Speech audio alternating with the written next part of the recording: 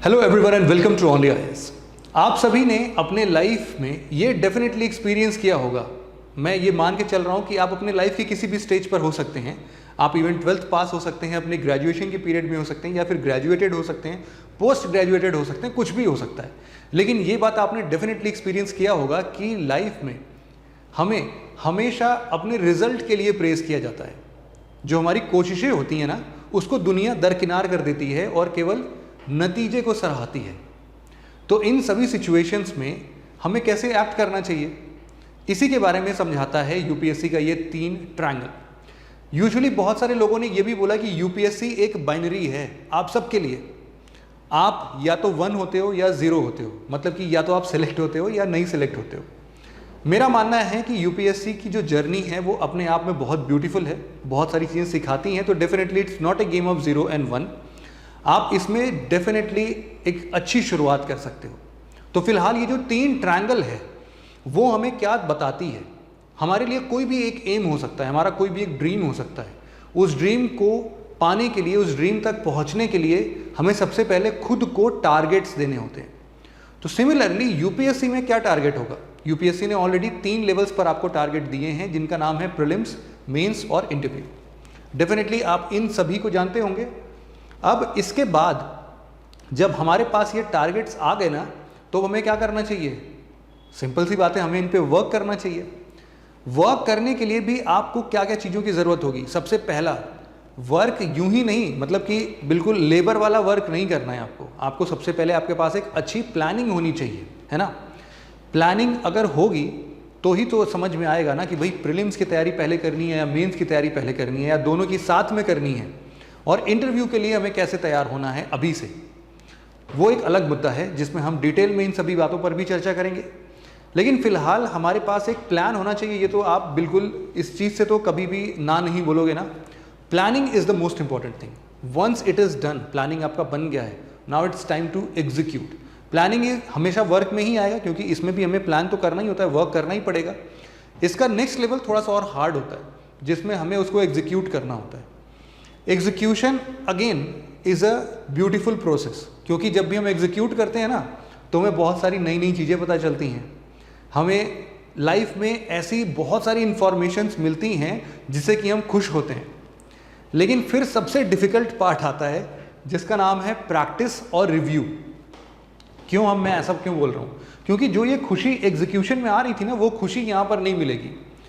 लेकिन जो हमारा ड्रीम है वो हमेशा इसी बात की तरफ इशारा करेगा कि आपने भले ही कितनी अच्छी प्लानिंग कर ली हो, भले ही कितने अच्छे तरीके से एग्जीक्यूट कर दिया हो उस प्लानिंग को, लेकिन अगर आप 3rd लेवल पर नहीं आते हो ना, जिसका नाम है प्रैक्टिस और review.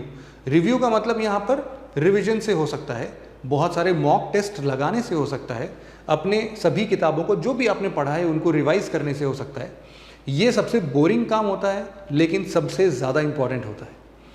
Once these both triangles are met, जब दोनों जुड़ जाते हैं ना, तो हमें मिलता है रिजल्ट।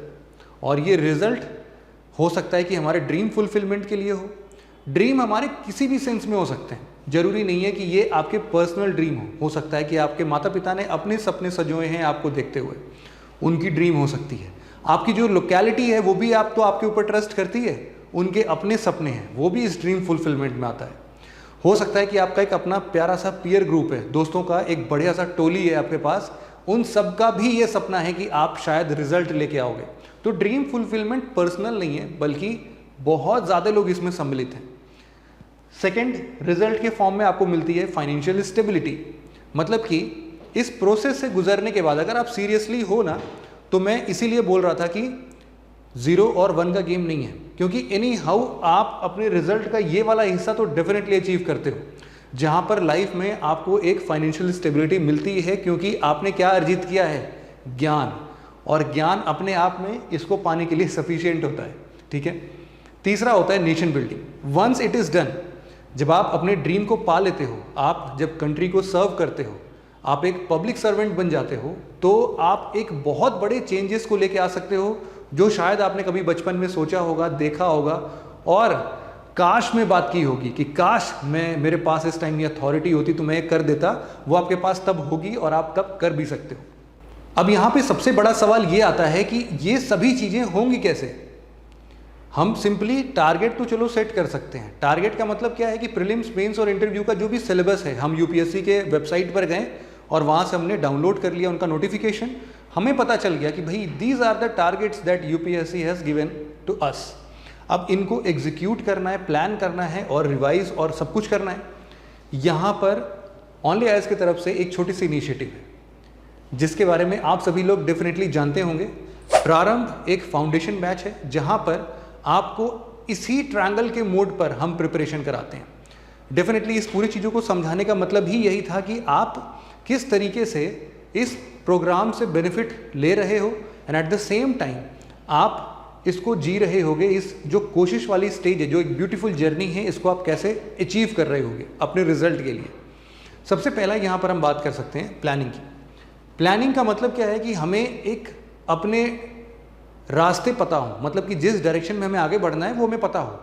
तो एक प्रॉपर शेड्यूल चाहिए होगा हमें साल भर में कि हमें ये सब्जेक्ट पढ़ने हैं, इन सब्जेक्ट्स के सब टॉपिक्स यहाँ पर हैं, इन सब टॉपिक्स को हमें कंप्लीट करना है, ये बाउंड्री है इसकी, इस बाउंड्री को ख़त्म कर देना है, प्लेन कर देना है, बिल्कुल पी जाना है। तो उन सभी चीज़ों के लिए हम प्लान करते हैं। तो प्लानिंग इस प्रारंभ बैच में ऑलरेडी इंक्लूडेड है। आपको पहले से ही पता होता है कि हम क्या क्या चीज़ें पढ़ने वाले हैं, कब पढ़ने वाले हैं, कब तक ख़त्म हो रहा है, कब प्रैक्टिस करने वाले होंगे। यहाँ पर एग्जीक्यूशन की जब बात आती है तो partially it lies on us and partially it lies on you. हमारी तरफ से ये कोशिश रहती है कि जो भी टारगेट या फिर जो भी प्लानिंग हमने सेट किया है उसको हम कभी भी डाइवर्ट ना करें, हमेशा उस पर्टिकुलर पोर्शन पर रहें और उन चीज़ों को निरंतर चलाते रहें। आपके हिस्से में क्या आएगा कि उन सभी चीज़ों को फॉलो करना, एग्जीक्यूट करना, याद रखना, और सबसे डिफ़िकल्ट काम क्या है, प्रैक्टिस और रिव्यू। तो इसमें हमने कोशिश की है कि ना केवल हम आपको ज्ञान बांट दें बल्कि आप उसकी प्रैक्टिस भी कर सको। तो वीकेंड्स में आप देख सकते हो कि हमारे बहुत सारे प्रैक्टिस सेशंस होंगे। आपके डाउट्स को हम रिजॉल्व कर रहे होंगे, आप टेस्ट दे रहे होगे, मेंस का पेपर लिख रहे होगे। तो एक तरीके से एक हेल्दी हैबिट आप जनरेट करते हो जिसमें आप ना केवल सिर्फ वीडियो लेक्चर्स को देख के समझते हो बल्कि आप उन सभी चीज़ों को रिवाइज करते हो। और रिवाइज कहाँ से करते हो, उसके लिए आपको चाहिए स्टडी मटेरियल्स, तो वो स्टडी मटेरियल्स भी यहाँ पे मिल जाता है।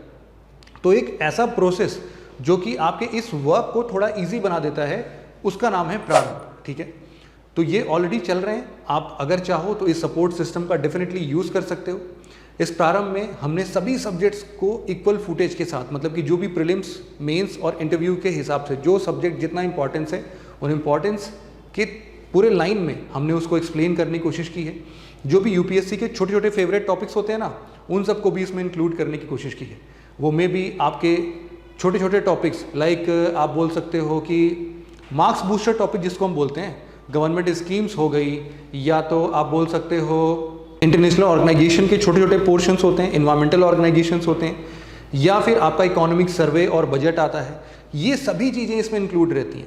सबसे अच्छी बात यह है कि जो आप मेंस में प्रॉब्लम फेस करते हो ना, कि जो आंसर आप लिख रहे हो उसमें किस डायरेक्शन में लिखना चाहिए, तो यहाँ पर हर डेडिकेटेड सब्जेक्ट की फैकल्टीज़ आपको ये समझाती है, सिखाती है कि इस पर्टिकुलर सब्जेक्ट के लिए आपका आंसर राइटिंग का क्या मॉड्यूल होना चाहिए, किस हिसाब से आपको आंसर्स अपने फ्रेम करने चाहिए। तो इन सब चीज़ों को भी आप यहाँ पर देख सकते हो। एट द एंड आपको ये बताया जाता है कि भाई जो आपका एसे है, जो एथिक्स है, वो सारी चीज़ें अपने आप में काफ़ी इंपॉर्टेंस प्ले करती हैं। तो इसीलिए आपको उस पर एक्स्ट्रा एफर्ट करने होते हैं। उन एक्स्ट्रा एफर्ट के चलते आपको ये भी बताया जाता है कि उसमें प्रैक्टिस करने की बहुत ज़रूरत है। तो प्रैक्टिस सेशंस के लिए जब आप ऐसे लिखते हो तो उनको हम प्रॉपर चेक करके आपको रिटर्न करते हैं, जिससे कि आप उनको अच्छे तरीके से कैरी आउट कर सको। तो प्रारंभ एक अपना कंप्लीट फाउंडेशन बैच आप मान सकते हो, जिसके अंतर्गत हम लोग आपके प्रीलिम्स, मेंस और इंटरव्यू से रिलेटेड हर एक चीज़ कराते हैं, जिससे कि आपका जो टारगेट है वो मेट होता है आपके वर्क के हिसाब से।